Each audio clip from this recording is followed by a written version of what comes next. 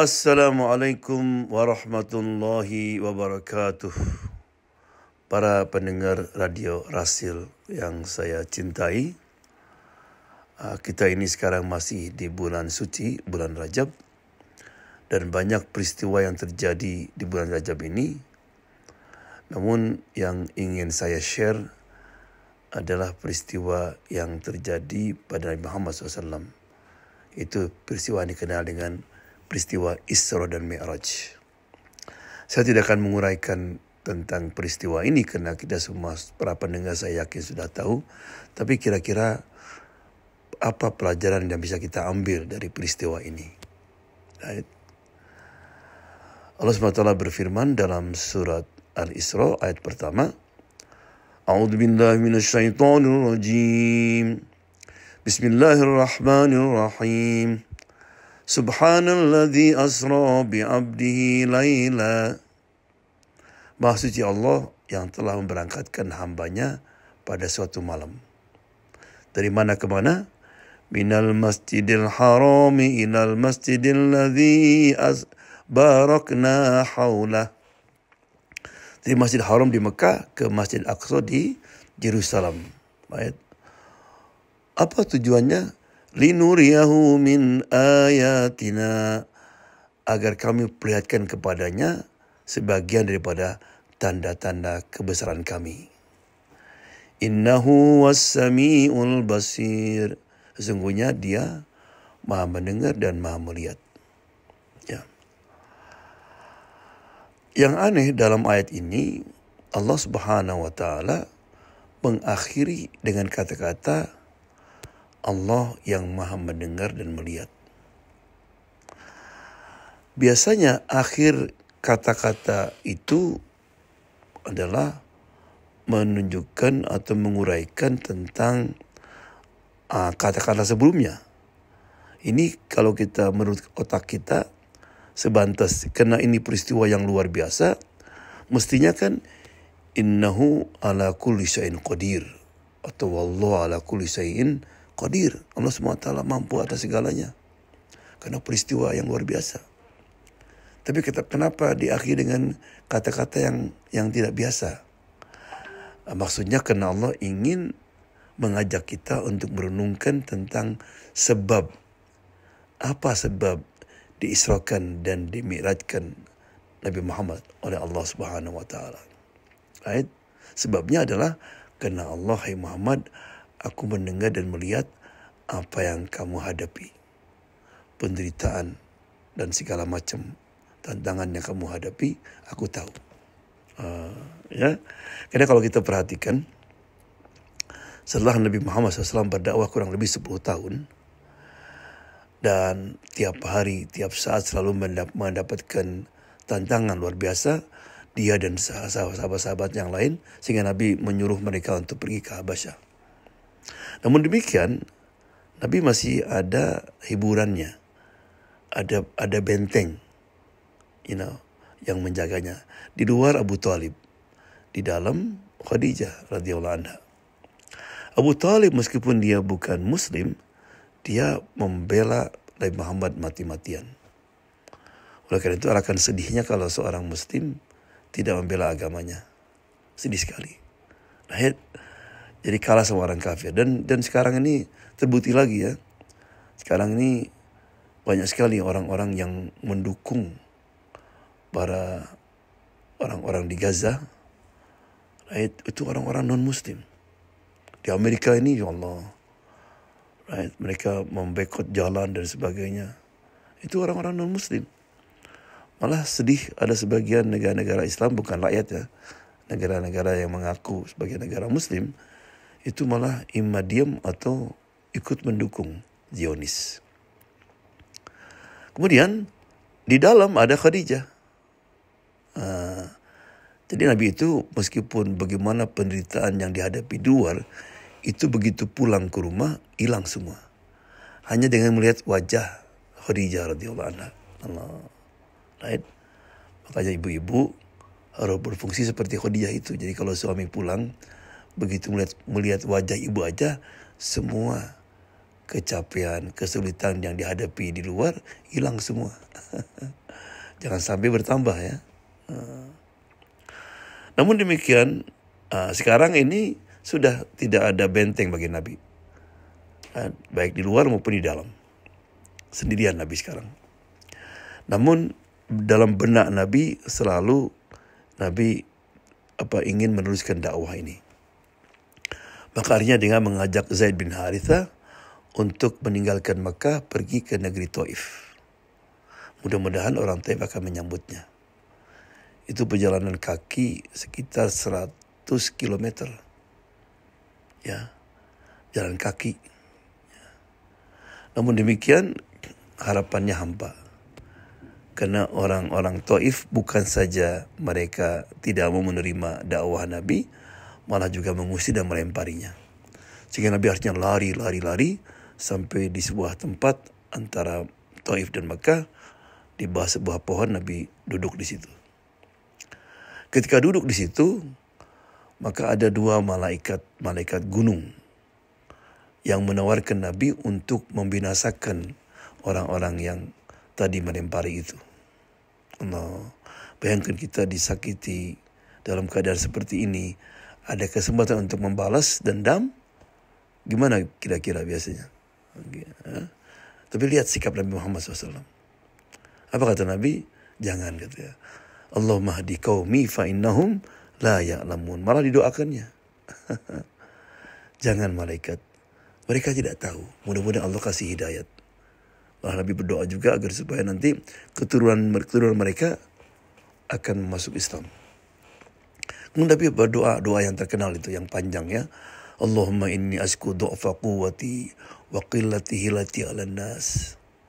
Ya Allah, kepadamu aku mengadukan kelemahanku, kekurangan daya upayaku di hadapan manusia. Wahai Tuhan yang Maha Rahim, Engkaulah Tuhan orang-orang yang lemah dan Tuhan pelindungku. Kepada siapa hendak Engkau serahkan nasibku ini? Kepada orang jauhkah yang berwajah muram kepadaku, atau kepada musuh yang akan menguasai diriku, yang melempariku? Ya Allah, asalkan Engkau tidak murka kepadaku, aku tidak peduli. Allah. Dan terus panjang doanya. Jadi Nabi itu didn't care selama Allah tetap ridho kepada Rasulullah. Rupanya doa itu menggoncangkan arsy, menggoncangkan langit.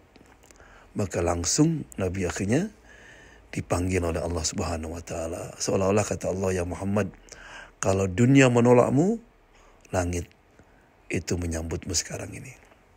Nah, kembali kepada tadi, akhir ayat tadi, innahu huwas sami'ul basir. Sesungguhnya dia maha mendengar dan maha melihat. Ya.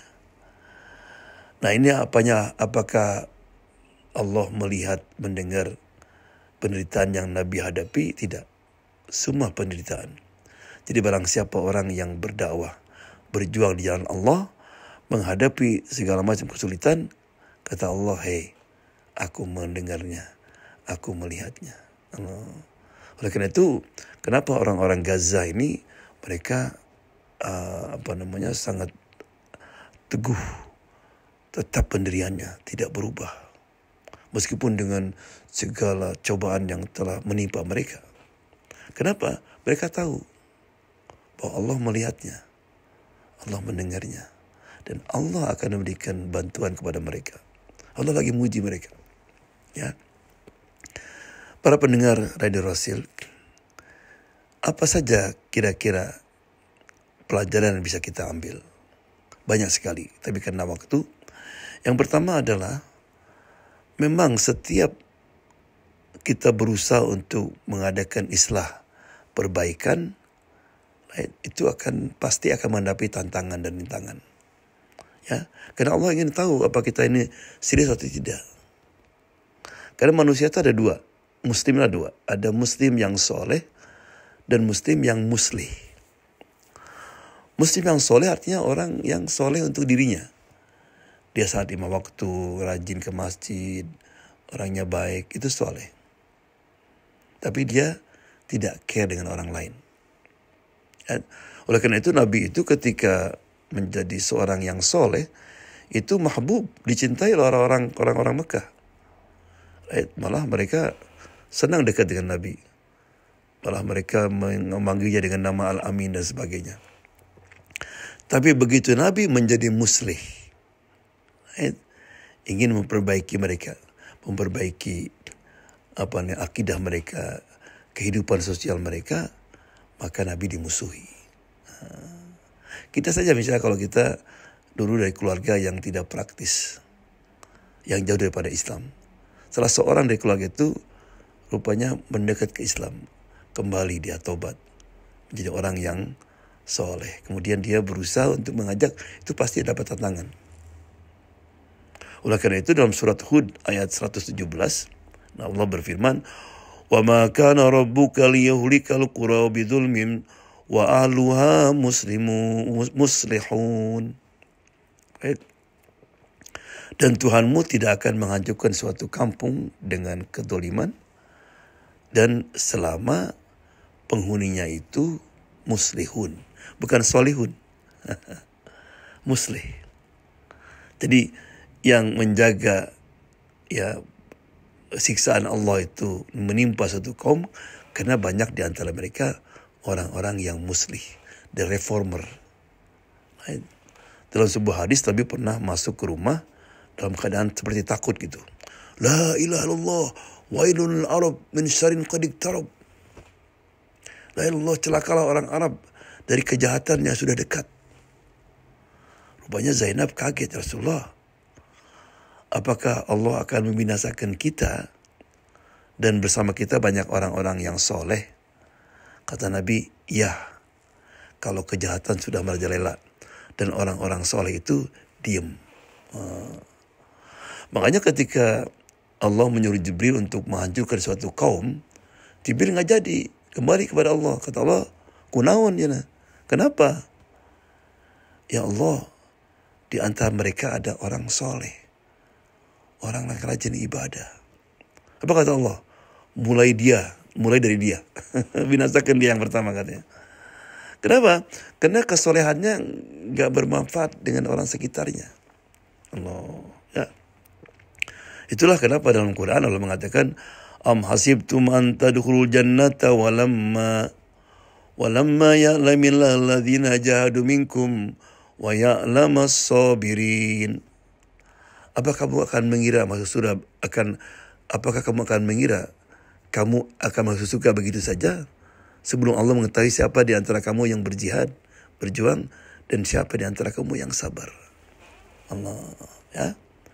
Jadi itu, marilah kita para pendengar sekalian, jangan saja cukup menjadi orang yang soleh, marilah kita menjadi orang yang muslih, yang berusaha untuk memperbaiki diri, memperbaiki tetangga, keluarga, handetolan, dan masyarakat sekitarnya.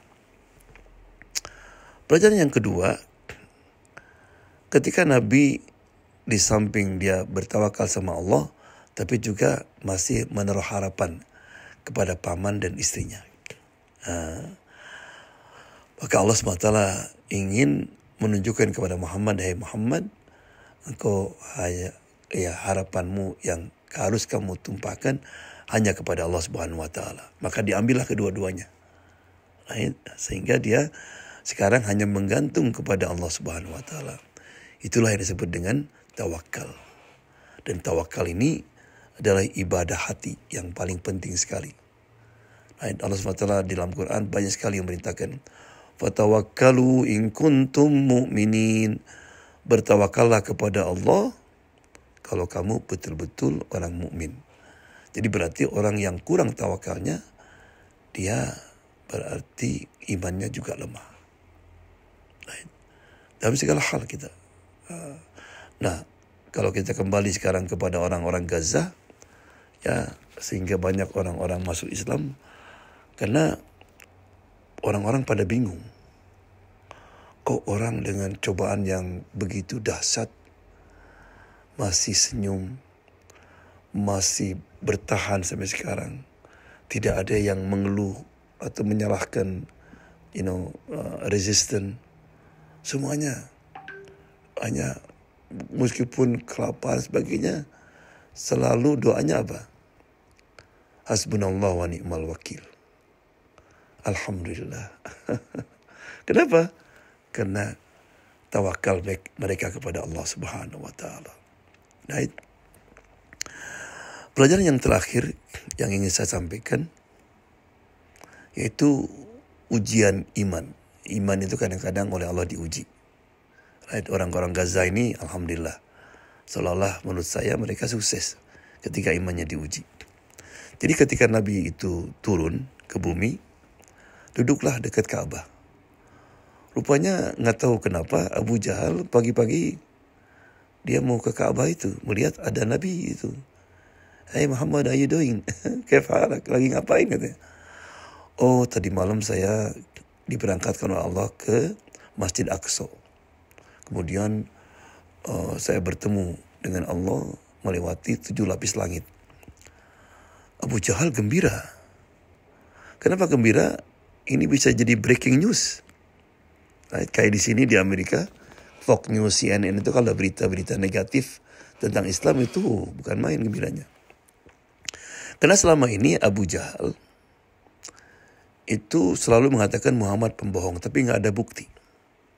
Menurut dia, ini kesempatan yang luar biasa untuk membuktikan kebohongan Muhammad SAW. Maaf.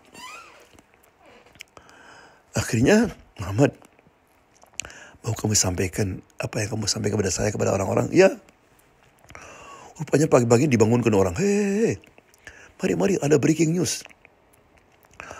Kumpullah orang-orang Quraisy itu, termasuk juga orang Muslim yang sudah masuk Islam. Kemudian, hey Muhammad, come on. Nabi sampaikan. Tadi malam Nabi pergi ke Jerusalem, terus naik ke langit dan sebagainya.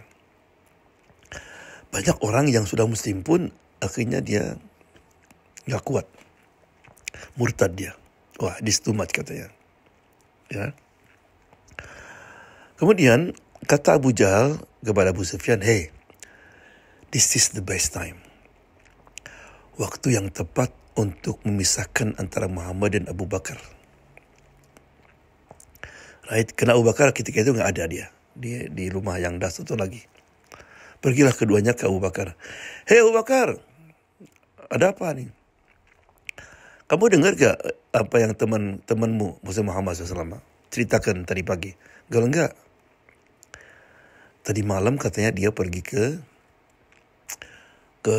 Masjid Aqsa. Kemudian ketemu Tuhannya di langit katanya. Kalau kita kira-kira gimana itu? Oke, nanti saya cek coba. Bisa telepon dia kan gitu. Abu Bakar hanya nanya saja.